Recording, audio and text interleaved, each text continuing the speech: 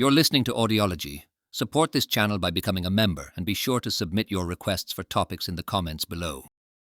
On July 27, 1793, a significant turn of events occurred when Robespierre was chosen to join the Committee of Public Safety, a role he would hold until his final days.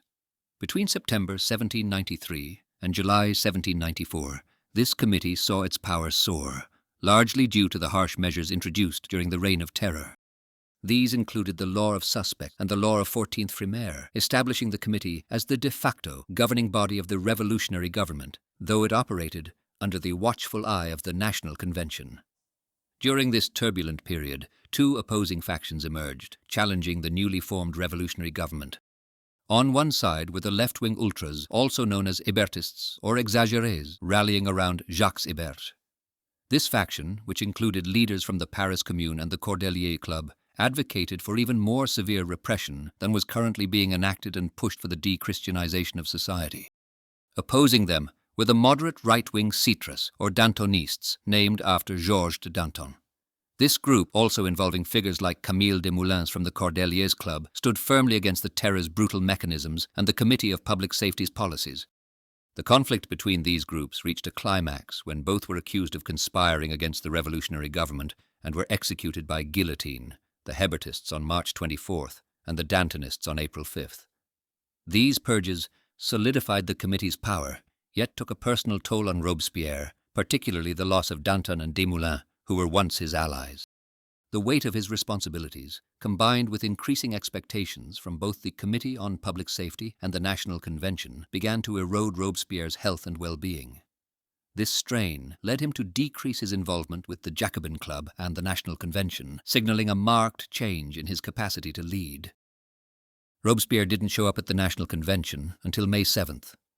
He had a speech set for that day to talk about how religion, morality, and republican principles connect, aiming to start the cult of the supreme being instead of the cult of reason, which was popular among those who opposed Christianity, known as the Hébertists.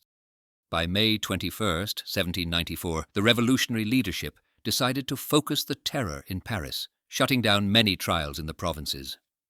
During the festival in honor of the Supreme Being on June 8th, Robespierre led the celebrations. The event went over well with the people, but some government deputies started to worry about Robespierre's growing prominence and questioned his intentions. Just 2 days later, he convinced the National Convention to approve the law of 22 prairial, which he and Georges Couthon introduced, speeding up trials and expanding the death penalty to a broader group of enemies of the people. This move, sparked by fear of assassination and the previous murders of Lepelletier and Marat, was controversial and not fully embraced by the convention, laying the grounds for future criticism, especially during the political upheavals of the 9th of Thermidor. The Committee of General Security was particularly troubled as they were left out of discussions on the new law. They were already feeling overshadowed by the Committee of Public Safety's newfound powers. In response, they criticized Robespierre by connecting him with Catherine Théot, who claimed Robespierre was a messianic figure, thus mocking his religious beliefs and involvement with the cult of the Supreme Being. On June 28th, news came through Saint-Just from the Northern Front that the Revolutionary Army had beaten the Austrians at the Battle of Fleurus in Belgium, paving a way to Paris and hinting at the end of the war and the terror regime. Robespierre resisted the move to dissolve the wartime government, hoping to keep fighting both foreign and domestic foes. A confrontation followed, with Lazare Carnot accusing Saint-Just and Robespierre of acting like ridiculous dictators, leading Robespierre to withdraw from active participation in the Committee of Public Safety's meetings. Robespierre's absence from the Committee and the National Convention, where he had stopped appearing since his presidency ended on June 18th, widened the gap between him and other leaders. He only returned on July 23rd in a last-ditch effort to mend fences between the conflicting committees, but it was unsuccessful.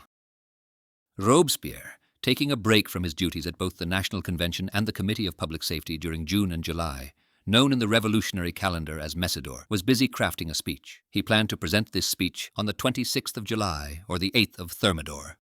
He ended up delivering this critical speech to the National Convention first, and then shared it again at the Jacobin Club on the same day. His aim was twofold. First, he wanted to clear his name from the circulating rumors and accusations that had been targeting him since the Reign of Terror began.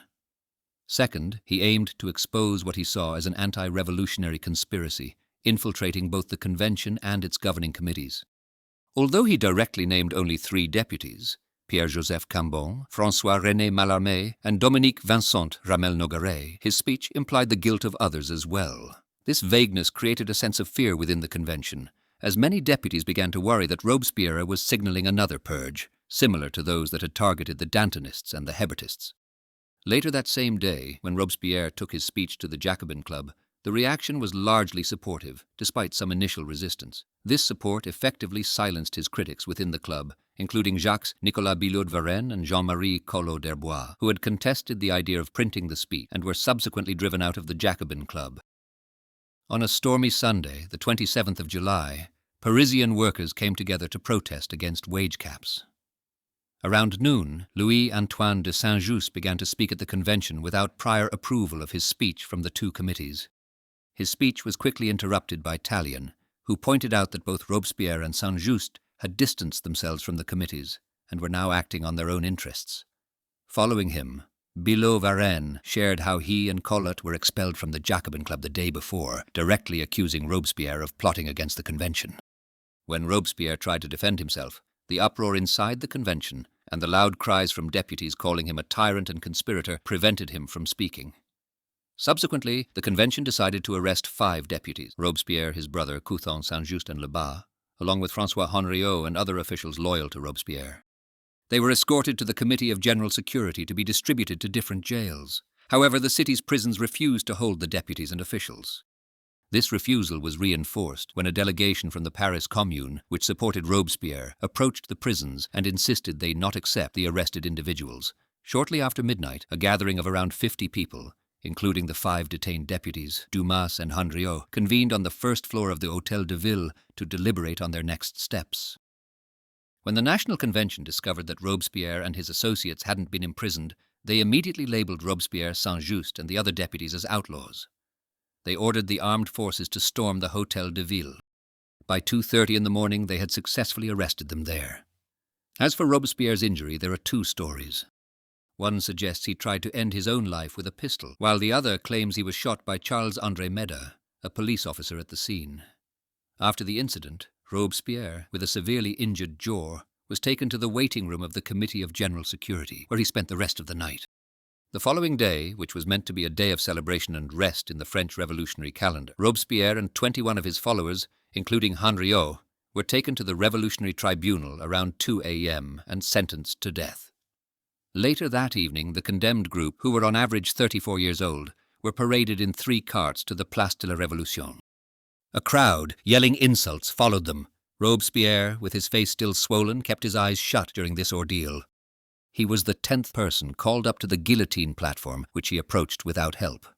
In a particularly distressing moment, the executioner, Charles-Henri Sanson, removed the bandage stabilizing Robespierre's jaw, causing him immense pain until his execution was carried out. Robespierre met his end by guillotine at the same spot where King Louis XVI, Danton and Desmoulins had previously been executed. Thanks for watching, share your thoughts in the comments, and subscribe for more content.